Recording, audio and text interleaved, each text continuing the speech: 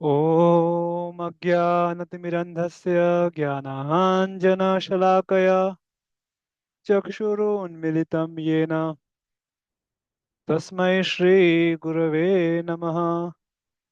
नमो विष्णुपादाय कृष्णपृष्ठाय भूतले श्रीमते भक्तिवेदान्त स्वामीनिति नामिने। नमस्ते सारस्वती देवे गौरवाणी प्रचारिणे निर्विशेष शून्यवादी पाश्चात्यदेशतारिणे वाञ्छाकल्पतरुभ्यश्च कृपा सिन्धुभैव च पतितानां पावनेभ्यो वैष्णवेभ्यो नमो नमः। जय श्री कृष्ण चैतन्य प्रभु नित्यानंद श्री अद्वैत गदाधर श्रीवासादि गौर भक्तवृंद। हरे कृष्णा कृष्णा कृष्णा हरे हरे हरे राम राम राम हरे हरे। हरे Krishna. Dear devotees, welcome for today evening Krishna book reading session. Sorry, I got late because me, Tejas Prabhu, and Swaraj Prabhu and Sahil Prabhu went for purchasing, so we got late. So we will start quickly. So we will try to cover as much as possible in next 25 minutes. So we'll end at 9:25 so that devotees can rest at 9:30. So we are reading. So in last 12 days we have successfully completed 11 chapters. So every day on an average we are completing one chapter. So now we are on chapter number 51 and the title is The Deliverance of Mucukunda. So who is Mucukunda and how he got delivered, that all thing we'll discuss in next 2-3 sessions. आज पूरा नहीं होगा chapter because we are starting very late, but we'll cover this chapter in next 3 sessions. आज कल परसों. So it's a long chapter.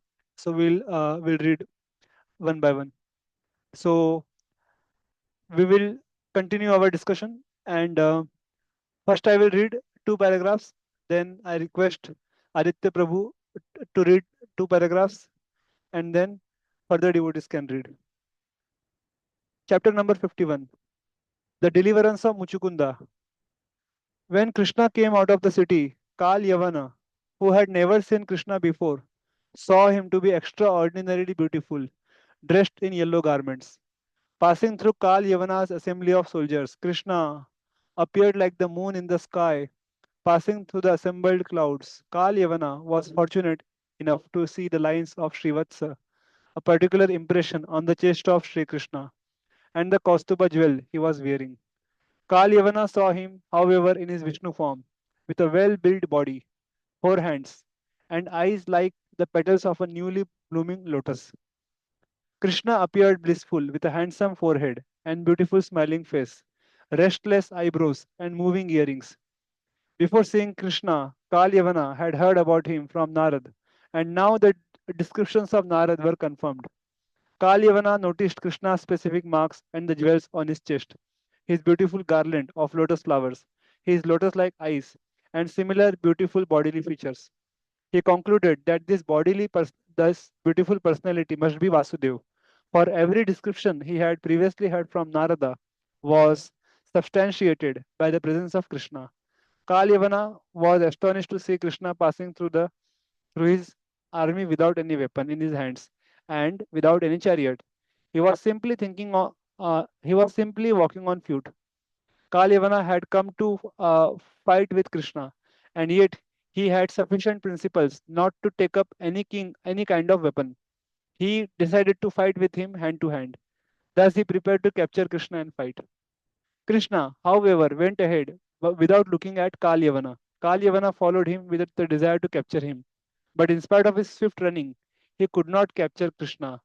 Krishna cannot be captured even by great yogis traveling at the speed of the mind. He can be captured only by those who follow the path of devotion service. And Kālayavana was not practiced in devotion service. He wanted to capture Krishna, and since he could not do so, he followed him from behind. Hare Krishna. So, just one or two points. Yesterday also, Prabhupada mentioned the history of Kālayavana. So Kālayavana is the son of Gargamuni. Some of the Yadus, they laughed at Gargamuni at one point of time. So Gargamuni did sacrifice yagya to punish the Yadus, and that's how Kālayavana was born. So, and there is a famous verse in Srimad Bhagavatam, Kirat Hunindra Pulindra Pulkasa आदौर खंबा यवना खसादय। तो उसमें यवन शब्द आता है, आप लोगों ने भी सुना होगा। This shloka comes in second canto of fourth chapter. So Prabhupada rights, यवन का मतलब क्या है? The the residents of Turkey, Turkish जो लोग होते हैं, तुर्क, टर्की, सो उनको यवन कहा गया है। एंड यवन also means one who is low born, and here his name is Kālayavana. He is Yavan also, and he is very, very death personified, very ghastly. So Kālayavana was the enemy of Yadus, and he was the son of Gargamuni, the guru of Krishna. Gargamuni के बारे में आप लोग जानते ही होंगे। Gargamuni gave name to Krishna Balram in Gokul, in the cowshed of Nanda Maharaj. तो उनके बेटे थे Kalayavana. So here Prabhupada is mentioning Kālayavana was running with his full speed, but he could not capture Krishna because Krishna is captured only by pure devotional service. And in Vrindavan, Yashoda Mai, she was running as far as she could, but she was nowhere compared to Kalyavan. But she could capture Krishna and bind Krishna because she was having pure devotional service for the Supreme Lord. So ये example Radhesham Prabhu हमेशा देते हैं, Kalyavan and Mother Yashoda. Both are running behind Krishna. But why she was able to capture? She is not a Kshatriya warrior.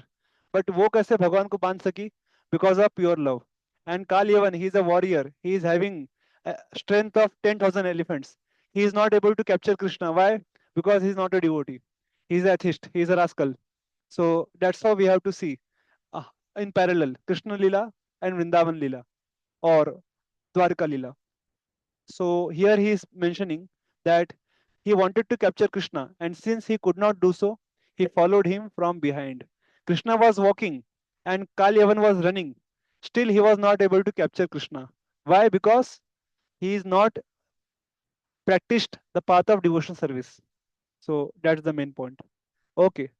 Um, Aditya Prabhu, you can read next two paragraphs. Then Rishikesh Prabhu can read. Yes, Prabhuji. Kālayavana began running very fast, thinking, "Now I am nearer. I will capture him." But he could not. Krishna led him far away and entered the cave of a hill. Kālayavana thought that Krishna was trying to avoid fighting him and was therefore taking shelter of the cave. He rebuked him with the following words: "O Krishna, I heard that you are a great hero born in the dynasty of Yadu, but I see that you are running away from fighting like a coward. It is not worthy of your good name and family tradition." Kalyamana was following, running very fast, but still he could not catch Krishna because he was not freed from all contaminations of sinful life. According to Vedic culture, anyone who does not follow the regulative principles observed by the higher castes, the Brahmanas, Kshatriyas, and Vaishyas, or even those observed by the laborer class, the Shudras, is called Mlecha or Yamana. The Vedic social situation is so planned that persons accepted as Shudra can gradually be elevated to the position of Brahmanas by the cultural advancement known as samskara or the purificatory process. The verdict of Vedic scriptures is that no one becomes a Brahmana or a Mlecha simply by birth. By birth, everyone is accepted as Shudra. One has to elevate himself by the purificatory process to the stage of Brahmanical life. If he doesn't, if he degrades himself further, he is then called Mlecha or Yavana. Kalyavana belonged to the class of Mlechas and Yavanas. Contaminated by sinful activities, he could not approach Krishna. The principles from which higher class men are restricted, namely illicit sexual indulgence, meat eating, gambling, and intoxication, are an illegal part of the lives of the Mlechas and Yavanas, are an integral part of the lives of Mlechas and Yavanas. Being bound by such sinful activities, one cannot make any advancement in God realization. The Bhagavad Gita confirms that only one who is completely freed from all sinful reactions, can engage in devotional service or Krishna consciousness.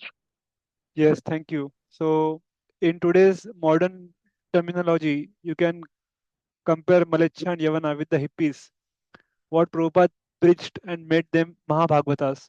So, they were always indulging sex, weed eating, gambling, intoxication, and this was their integral part of their lives. And Prabhupada went there and made all these Malechhas and Yavanas, hippies, into happies, into devotees. So, this is the power of pure devotee. Although they have no qualification to make advancement in God realization, by the mercy of a pure devotee, a pure representative of the Lord, such hippies and sinful uh, uh, people also can become pure devotees and they can deliver the whole universe. So we have the example. So Prabhupada is telling here, one who is only one who is completely free from all sinful reactions can engage in Krishna consciousness. Okay, we'll go ahead. Rishikesh Prabhu, you can read, then Tejas Prabhu, and then who else has joined? Yes, When and Krishna then Sahaj entered the Prabhu. cave, Yeah. when Krishna entered the cave of the hill, Kālayavana followed, testing him with various harsh words. Krishna suddenly disappeared from the demon sights, but Kālayavana followed and also entered the cave. The first thing he saw was a man laying down asleep within the cave. Kālayavana was eager to fight with Krishna, and when he could not see Krishna but instead saw only a man laying down, thought he thought that Krishna was sleeping within his cave. Kālayavana was very much puffed up and proud of his strength, and he thought Krishna was avoiding the fight. Therefore, he strongly kicked the sleeping man, thinking him to be Krishna. The sleeping man had been lying down for a very long time. When awakened by the kicking of Kālayavana, he immediately opened his eyes and began to look around in all directions. At last, he saw Kālayavana standing nearby. The man had been un- untimely awakened and was therefore very angry. And when he looked upon Kālayavana in his angry mood, rays of fire em- eman- emanated from his eyes, and Kālayavana burned to ashes within a moment. When Maharaj Parikshit heard this incident of Kālayavana's being burned to ashes, he inquired about the sleeping man from Sukadeva Goswami. Who was he? Why was he sleeping there? How had he achieved so much power that instantly by his glance Kālayavana was burnt and ashes? How did he happen to be l- laying down in the cave of the hill? He put many questions before Sukadeva Goswami, and Sukadeva answered as follows. Like I My dear, told, wait, thank you. So, like I said in the beginning, Kalyavan is the son of Gargamuni. And if you see, Krishna never kills anybody who is related to his family members or his devotees or his spiritual master. So Gargamuni is Krishna's guru in one sense because name giving ceremony was done by Gargamuni. So Krishna did not wanted to kill Kalyavan himself because he had a relation with Gargamuni. Second, Gargamuni had given benediction that Kalyavan will not be defeated by any of the Yadus. He will be very fearful to all the Yadus. So he did not want to break that promise. So Krishna kept both the things intact. So what he did, he made Muchukunda महाराज अभी उनके बारे में आएगा Muchukunda an instrument to kill Kālayavana. So very smartly Krishna entered, hid in the cave और जब उन्होंने देखा ये कोई तो सोया हुआ है जरूर कृष्ण ही होंगे because he was proud and puffed up without thinking twice he kicked the person and he was finished. He was burned to ashes. तो यहाँ पे हम देख सकते हैं कि भगवान कितने भक्त वत्सल है अपने गुरु के ही जो अंश है हालांकि वो ही was involving into sinful activities but Krishna himself खुद उन्होंने नहीं मारा he made somebody else instrument so that Kalyavana can be destroyed. Shri Krishna Bhagwan ki jai. Now Tejas Prabhu can read, then Sahil Prabhu can read. Yes, Prabhu. My dear king, बंद करा है? My dear king, this person was born in very great family of King Ikshvaku, in which Lord Ramchandra was also born. And he happened to be the son of great king known as Mandhata. He himself was also a great soul and was known popularly as Mucukunda. King Mucukunda was a strict follower of Vedic principles of Brahminical culture, and he was truthful to his promise. He was also powerful that even demigods like Indra used to ask him to help in fighting the demons. And as such, he often fought against the demons to protect the demigods. The commander-in-chief of the demigods, known as Kārttikeya, was satisfied with the fighting of King Mucukunda, but once he asked that the king, having taken too much trouble in fighting the demon, retire from fighting and take rest.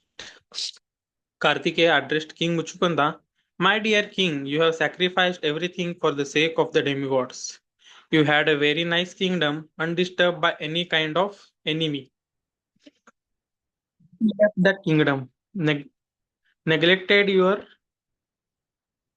but you left that kingdom, neglected your opulence and possessions, and never cared for fulfillment of your personal ambitions. Due to your long absence from your kingdom while fighting the demons on behalf of the demigods, your queen, your children, your relatives, and your ministers have all passed away in due course of time. Time and tide wait for no man. Now, even if you return to your home, you will find no one living there. The influence of time is very strong. Time is so powerful because it is a representation of Supreme Personality of Godhead. Time is therefore stronger than the strongest. The influence of time can effect change in subtle things without difficulty. No one can check the progress of time. As an animal tamer tames animal according to his will, time also adjusts him according to its own will. No one can supersede the arrangement made by Supreme Time. Thank you. Muchukunda के बारे में भी बहुत कुछ प्रभुपाद जी बताते हैं Krishna book में. सो मुचुकुंद महाराज, he was so powerful कि वो देवताओं के साइड से भी लड़ने के लिए जाया करते थे स्वर्ग लोक में. And when Kartikeya was not available, the demigods Indra and others, they appointed Muchukunda as the commander in chief. And once, while fighting a very long battle, what happened? Everything on earth was finished. उनके जितने भी बीवी बच्चे सब लोग समय के साथ साथ चले गए. They passed away and he was left alone. क्योंकि if you know, as per calculations, their 12 hours is our 6 months. ठीक है, उनके जो 12 घंटे है वो हमारे 6 महीने के बराबर है, ऐसा कुछ तो कैलकुलेशन है. And their one day is equivalent to our 1 year, something like that. Exactly, I'm not able to recollect. So Muchukunda was fighting for so many years that all his family, possessions, property, kingdom, everything was finished in due course of time, and he was left alone, right? So then, now, when Kartikeya was again reinstated as the commander in chief, so he is telling, all the demigods are telling him, आपने बहुत अच्छी सेवा किया, लेकिन समय के साथ साथ आपका परिवार सब कुछ समाप्त हो गया है. हम आपको जो आप मांगोगे सब कुछ देंगे, सिवाय मुक्ति के. मुक्ति हम नहीं दे सकते, बाकी आप जो मांगो सब मिल जाएगा. तो ये देवी देवताओं की पूजा करने वालों के हाल है. प्रभुपाद बताएंगे आगे. You worship demigod so much, but they cannot give you liberation. They can only give artha and kama, sense gratification and material opulences. But if you worship Krishna, you will get prema. So we have to decide that worshipping Supreme Personality of Godhead is always beneficial. Okay, we'll go ahead. Yes, Sahil Prabhu, you can read next two paragraphs, and then Prashant Prabhu can read. Sure, sure. Thus addressing Muchukunda, the demigod requested him to ask any benediction he might be pleased with, except the benediction of liberation. Liberation cannot be awarded by any living entity but the Supreme Personality of Godhead Vishnu. Therefore, another name of Lord Vishnu or Krishna is Mukunda, he who can award liberation. King Mucukunda had not slept for many, many years. He was engaged in the duty of fighting, and therefore he was very tired. So, when the demigod offered a benediction, Mucukunda simply thought of sleeping.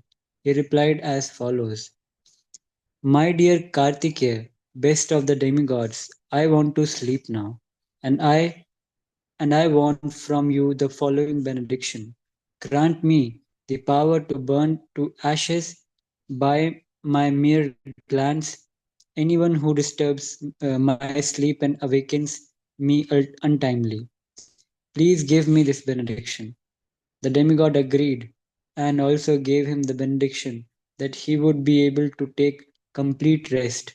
Then King Muchukunda entered the cave of the mountain. Thank you.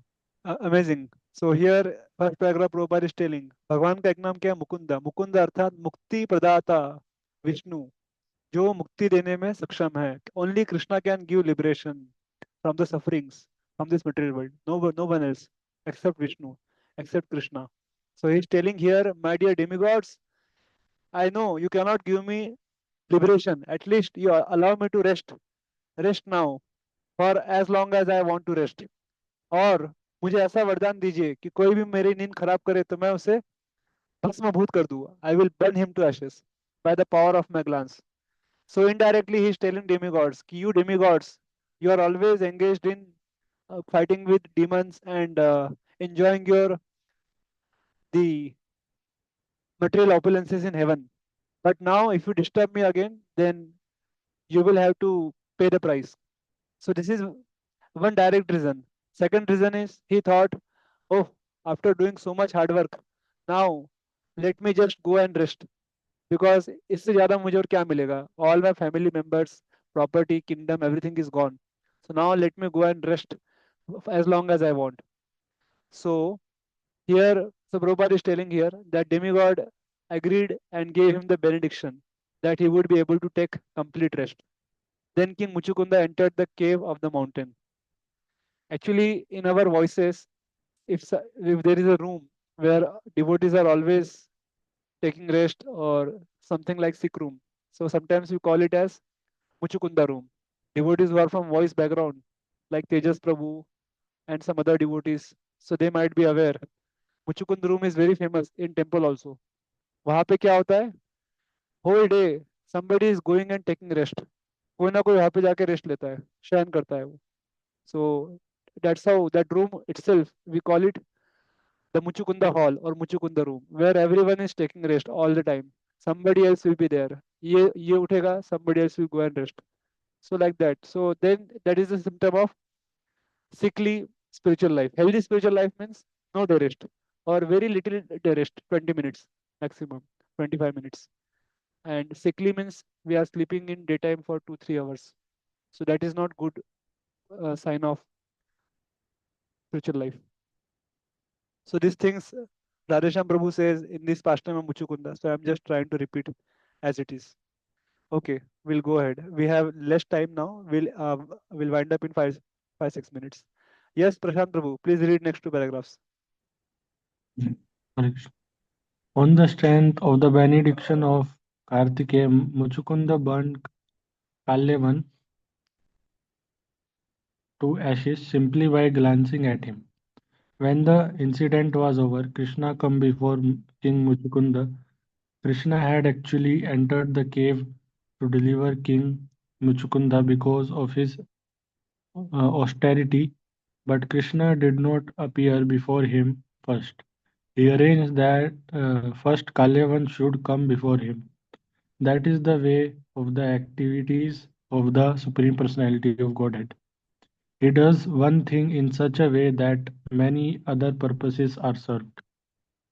He wanted to deliver King Mucukunda, who was sleeping in the cave, and at the same time he wanted to kill Kālayavana, who had attacked Mathurā City. By this action, he served all purposes. When Lord Krishna appeared before Mucukunda, the king saw him dressed in a yellow garment his chest marked with the symbol of Srivatsa and Kaustubh jewel hanging around his neck. Krishna appeared before him with four hands as Vishnumurti with a garland called Vijayanti hanging from his neck down to his knees. He looked lustrous, his face was beautifully smiling, and he wore nice jeweled earrings on his ears. Krishna appeared more beautiful than a human can conceive. Not only did he appear in this feature, but he glanced over Muchukunda with great affection, attracting the king's mind. Although he was the Supreme Personality of Godhead, the oldest of all, he looked like a fresh young boy, and his movements were just like those of a free deer. Still, he appeared extremely powerful. His influence and vast power are so great that every human being should be afraid of him. Thank you. Very important point. Acharyas and our ISKCON devotees have made commentary on this. What Prabhupada is writing here. Prabhupada is telling Krishna wanted to deliver Muchukunda, who was sleeping in the cave, and also kill Kālayavana, who had attacked Mathurā City. So I was hearing one lecture of Radhan Maharaj. Maharaj was telling, if you have completed your devotional service, even if you are sleeping from a material point of view, Lord will come, wake you up, and give you the mercy. Why? Because your quota of bhakti is completed. And if you are not completed your quota of bhakti, even if you are endeavoring very hard materially, still you will have to wait for the time when our quota is completed. So here we see Muchukund Maharaj. He was sleeping in the cave, and but because he did lot of austerities and served the demigods, pleased the devotees, his bhakti was completed. So Lord came, woke him up, and gave the mercy. Similarly, when we also fulfill that criteria of pure devotion service, we may be in any stage. Like for example, many devotees at the time of death, they are in coma, or they are in a very painful condition like cancer or some other disease.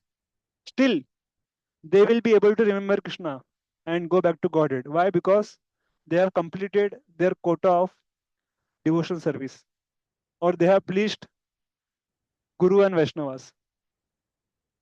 On the other hand, somebody is very wealthy, he is having all facilities, and people are surrounded him, chanting Hare Krishna for him. He may not be able to go back to Godhead. Why? Because he has not fulfilled the criteria for going back to Godhead. So this Muchukunda pastime, we can understand that how he was completely in ignorance from material point of view, but he got the mercy because he had already done his quota of becoming, of receiving the mercy of Supreme Personality.